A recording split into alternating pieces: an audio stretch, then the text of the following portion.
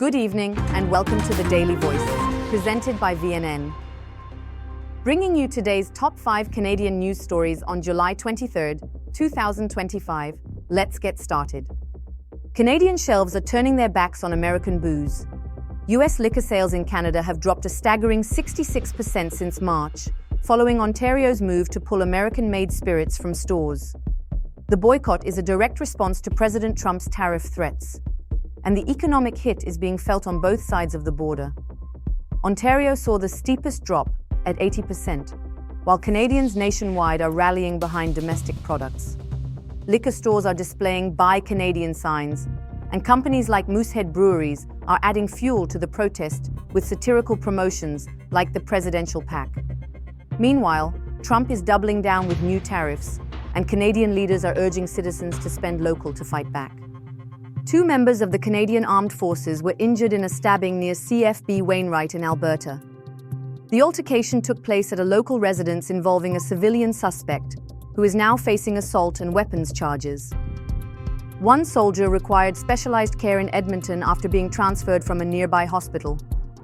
The incident involved 3 junior CAF members, and the armed forces say they're fully cooperating with the RCMP investigation. Officials emphasize that such conduct is taken seriously, with potential disciplinary measures to follow.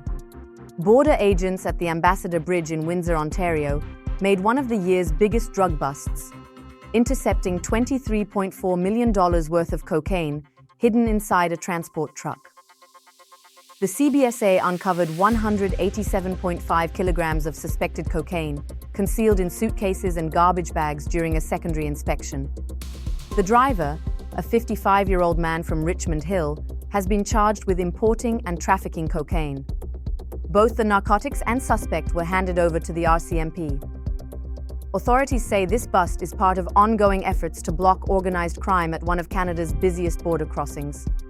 Tensions are escalating in Alberta's Battle River Crowfoot by-election, as independent candidate Sarah Spanier reports receiving death threats and online abuse over her campaign views, including support for transgender rights.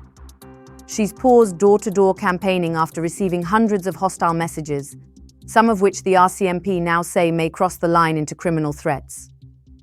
With more than 150 candidates on the ballot, many tied to the longest ballot committee pushing for electoral reform, the race has turned into a national flashpoint. Canada's premiers wrapped up their 3-day summit in Huntsville with a united demand for tougher bail laws and better healthcare funding.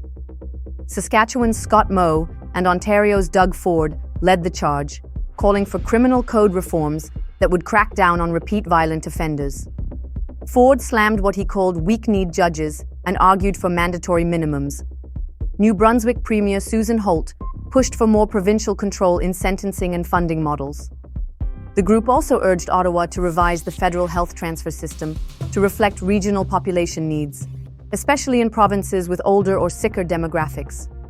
That's all for today's top stories. Thank you for joining us on The Daily Voice, presented by VNN. Stay informed, stay engaged, and we'll see you next time.